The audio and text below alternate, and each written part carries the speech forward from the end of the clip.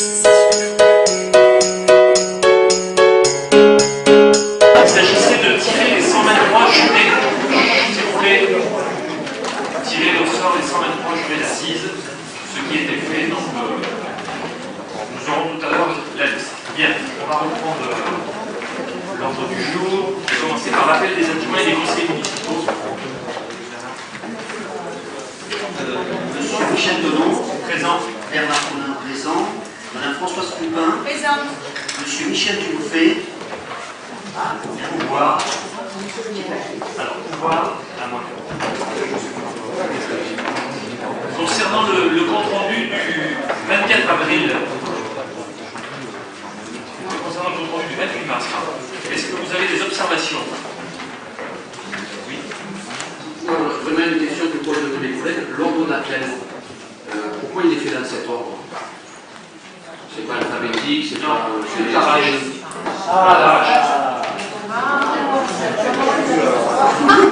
Alors, d'abord les adjoints et ensuite par achat. Vous voyez, les 11 premiers et ensuite par achat.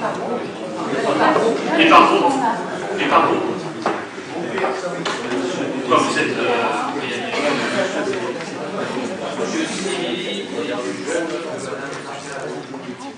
Non. C'est ce que je vous ai dit. Les adjoints sont classés... Vous pensez qu'il est aussi jeune?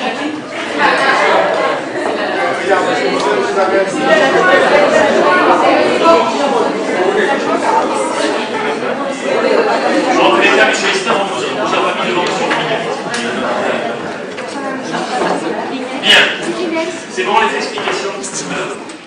Concernant la délibération, celle qui justifie que nous nous retrouvions là aujourd'hui, qui concerne le versement des subventions aux associations, alors il y a un certain nombre de choses à indiquer en préambule. Tout d'abord, il y a parmi l'ensemble des délibérations, une délibération que nous allons, un versement de subvention qui ne sera pas voté, sur lequel je ne vous demanderai pas de voter aujourd'hui, de vous exprimer aujourd'hui, qui concerne l'association commerce et artisanat, 10 000 €. Pourquoi?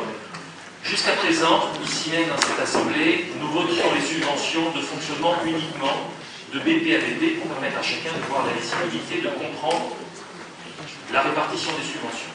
Cette subvention qui est donnée à cette association, c'est une subvention exceptionnelle. Elle sert à l'animation, notamment, qui aura lieu cet été encore, la deuxième édition, qui sera la tournée musicale des cafés. Donc cette subvention sera versée, nous délibérerons le 5 juin sur le même montant.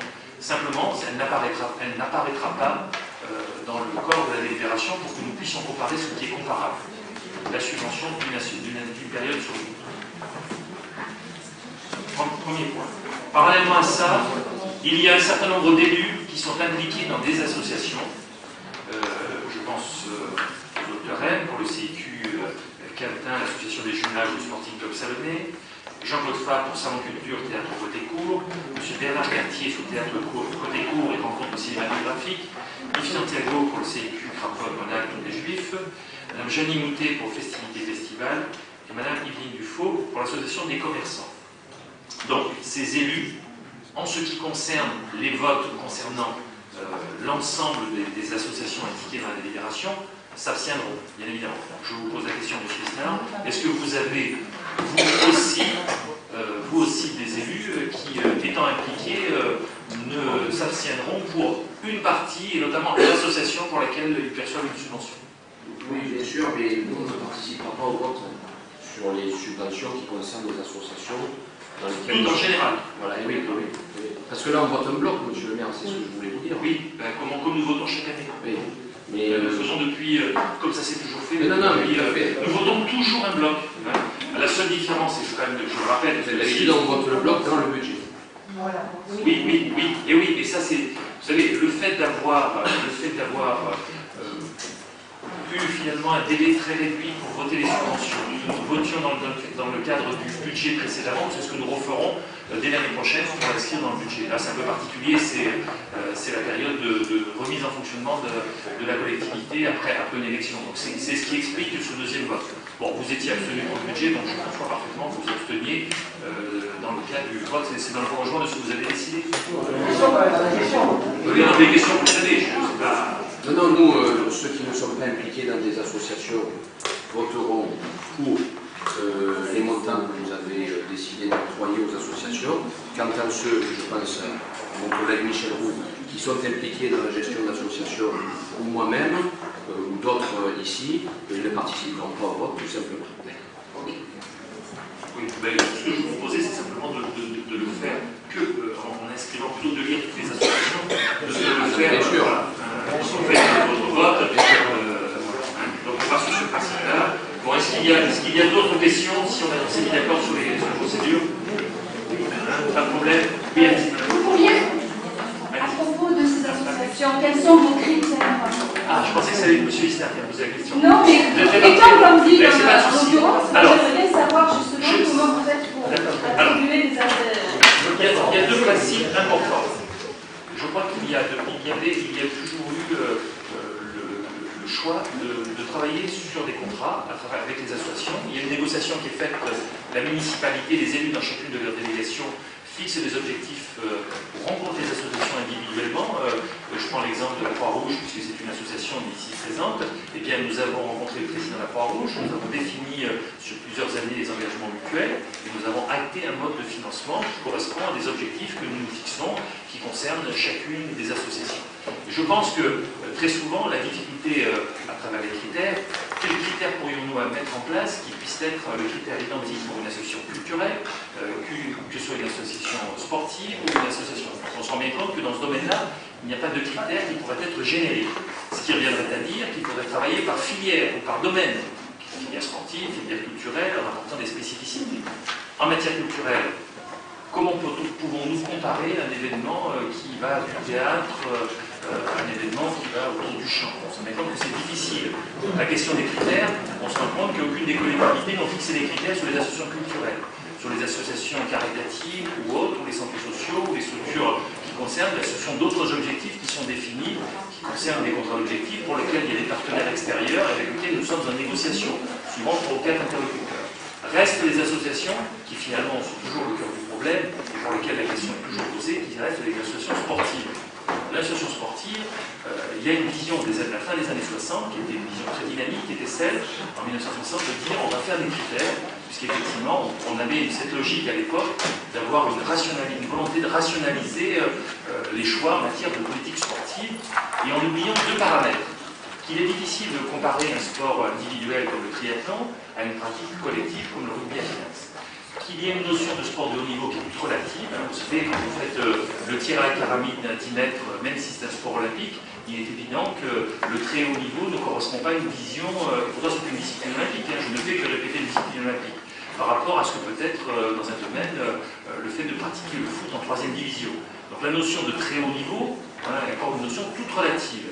À partir des années 80 à 90, il y a eu un changement dans l'évolution des collectivités territoriales qui ont décidé de définir des contrats d'objectifs, c'est-à-dire qu'elles conventionnent à partir d'objectifs spécifiques qu'elles se fixent des choix en matière de critères.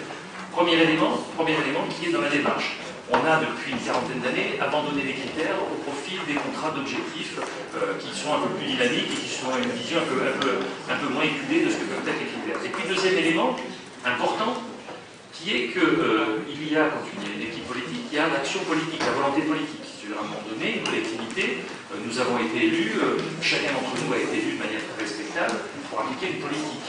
Dans le cadre de cette politique, il y a une antinomie entre la définition de critères absolus, qui seraient valables indépendamment de nous et qui existeraient de manière récurrente dans le temps, et la réalité d'un choix politique qui est celui de décider ou pas d'aider telle ou telle subvention, parce que ça serait le choix de la collectivité, sanctionné non pas par un vote et des critères, mais sanctionné par le vote des électeurs.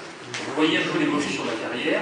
C'est un débat de fond qui dure depuis des années, je pense à Salon-Provence, mais qui mériterait pour les sportifs, véritablement, et je peux vous assurer qu'il y a des écrits très intéressants dont je pourrais passer notamment à votre collègue M. Isner dans les ouvrages, précise bien que c'est cette évolution dans ce qu'est la notion de critère, qui est valable pour les institutions, notamment pour le CNDF ou le COSF, qui ont une logique tout autre, et la différence avec une collectivité territoriale, nous sommes dans une logique plus dynamique qui est celle du contrat d'objectif.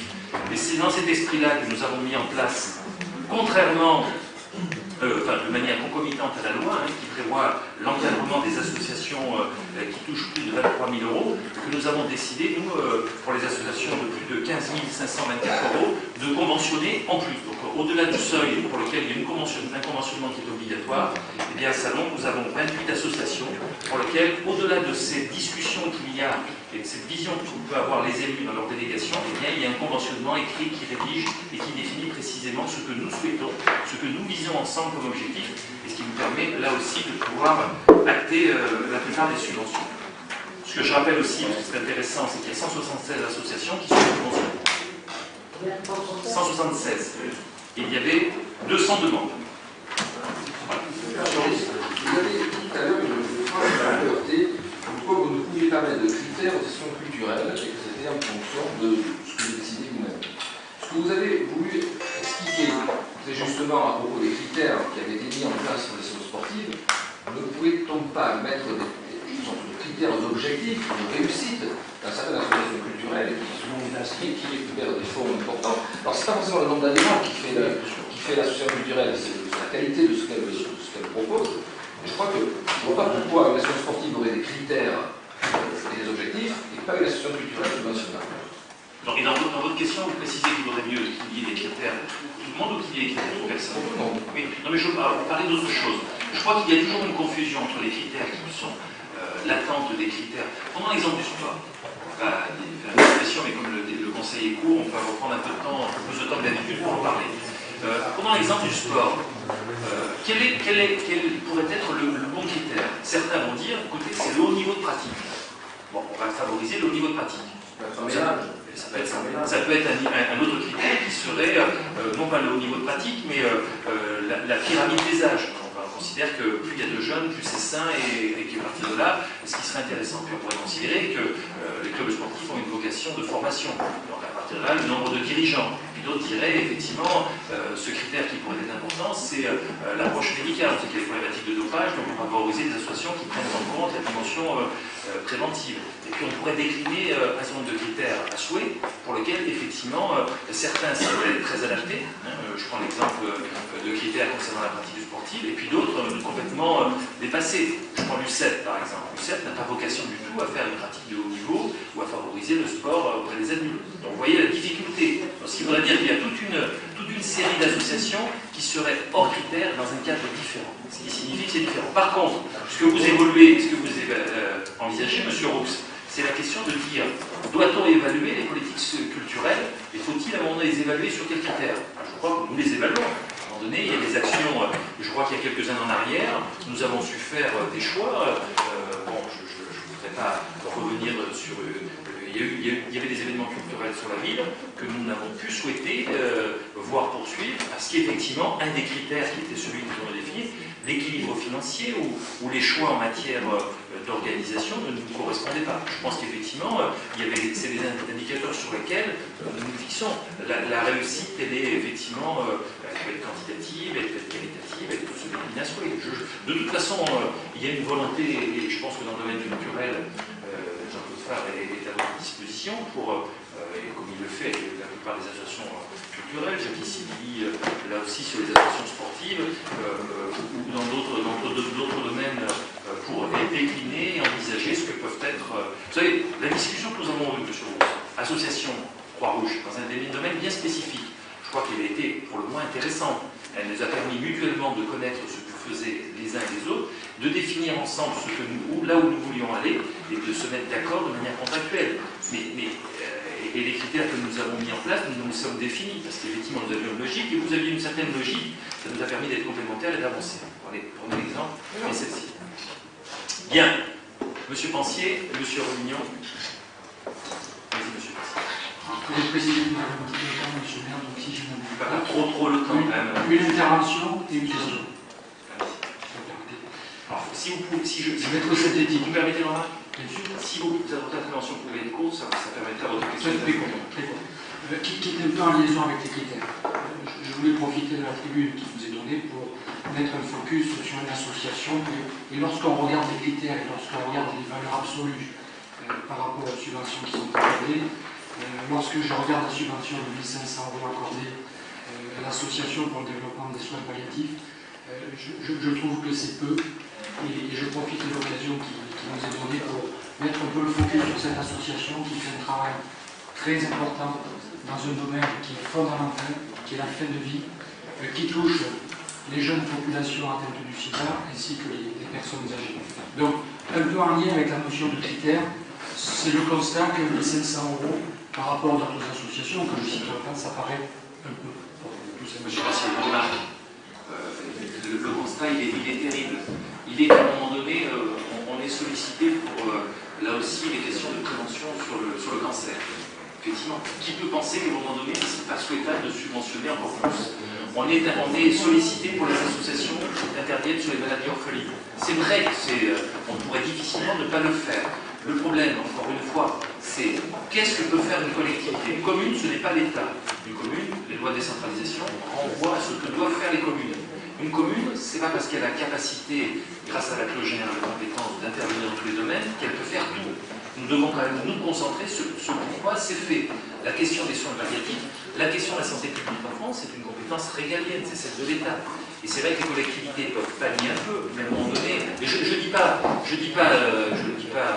pour ça, je pense que c'est un vrai problème de fond. Là, je pense que sur le domaine associatif, c'est un groupe de femmes et d'autres bénévoles. Oui, mais monsieur, qui donnent sur un Monsieur Pensier, vous ne pouvez pas raisonner en simplement critères associatifs. Vous êtes élu. Il y a aussi la notion de savoir que la collectivité doit faire ce pourquoi elle a été réalisée et pas se substituer indéfiniment dans tous les domaines. Donc je crois qu'on a toujours l'équilibre. Il n'est pas de faire, hein, c'est facile de faire, de donner à tout le monde. Le problème c'est d'arriver à dire il y a des choses pour lesquelles nous sommes prévus, les collectivités existent, ce vers quoi elles doivent intervenir, et d'autres domaines pour lesquels on aide un peu. On s'en met compte, on n'a pas mis zéro, on a mis un peu, c'est jamais assez, mais pour lesquels on ne peut pas se substituer aux structures qui sont un engagement d'État. J'ai écouté sur le plan Alzheimer ce qui était prévu. J'entendais ce matin les associations se plaindre en disant mais on avait envisagé un grand plan Alzheimer et finalement on nous a reparlé d'un nouveau débat complémentaire et finalement on se rend compte que le débat n'est qu'une refonte de la proposition précédente. Je veux dire, à un moment donné, la question de la santé publique en France, les questions de santé publique en France, c'est les compétences de l'État. Les collectivités, elles sont là. Nous, on doit s'occuper des structures des écoles primaires, des questions d'urbanisme, des questions qui sont celles inhérentes. On ne peut pas tout faire. Voilà ce qui prévaut. Ma question, nous savons qu'au niveau des subventions, aujourd'hui on vote des subventions directes, donc financières, il y a également des subventions indirectes, mises à disposition du personnel et des bureaux. Est-ce qu'il vous est possible ou est-ce que vous envisagez d'équilibrer auprès de la population savonnaise une information sur ce qu'on appelle les contributions volontaires, c'est les subventions indirectes qui touchent donc toutes les associations concernées?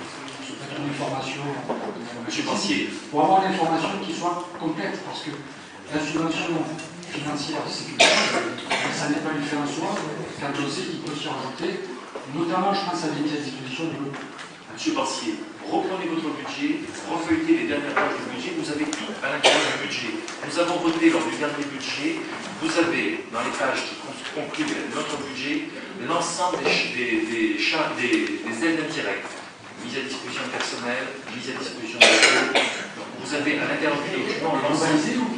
Non, fixé par association, mentionné dedans. Vous l'avez dans votre budget. Donc, alors c'est la première fois que vous lisez le budget, mais c'est mentionné dans votre... dans le CA, pardon.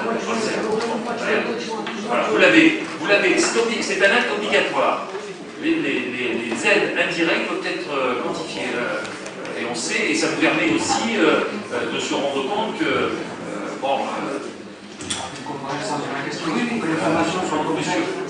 vous l'aurez. Alors vous avez un document, monsieur Pensier, vous avez un document qui est complet, qui est le compte administratif, que nous allons voter sur l'année 2007, qui est celui, et vous verrez aussi, il y a aussi des choses qui nous permettent de réajuster les actions. Donc les questions, la compte administrative qu'on doit voter avant le 30 juin, vous aurez tous les éléments à l'intérieur. Bien, nous passons au vote. Allez-y. Non, vous avez dit qu'il y avait toutes les associations. Mais par exemple, je n'ai pas trouvé Léo Lagrange. Pourquoi? Alors, monsieur Romignon, vous n'avez pas trouvé Léo Lagrange, parce que si vous aviez parcouru votre bloc de délibération, mais je sais. C'est posez des questions. J'ai appris à lire que la semaine dernière. Mais il n'est pas dans les associations. Non, parce que ce n'est pas une subvention. Comme vous n'avez pas trouvé la mission locale, jusqu'à présent, vous aviez, jusqu'à 3 ans en arrière, une mission locale. La mission locale, ce n'est plus, ça ne doit pas être c'est une participation, ce qui n'est pas du tout la même chose. Donc c'est beaucoup plus encadré que peut l'être, encadré différemment que peut l'être une subvention. Et on va délibérer ce soir dessus. Oui. Bien. Nous passons au vote. Quels sont ceux qui sont contre, qui s'abstiennent, pour... Donc c'est pas abstention, c'est... D'accord.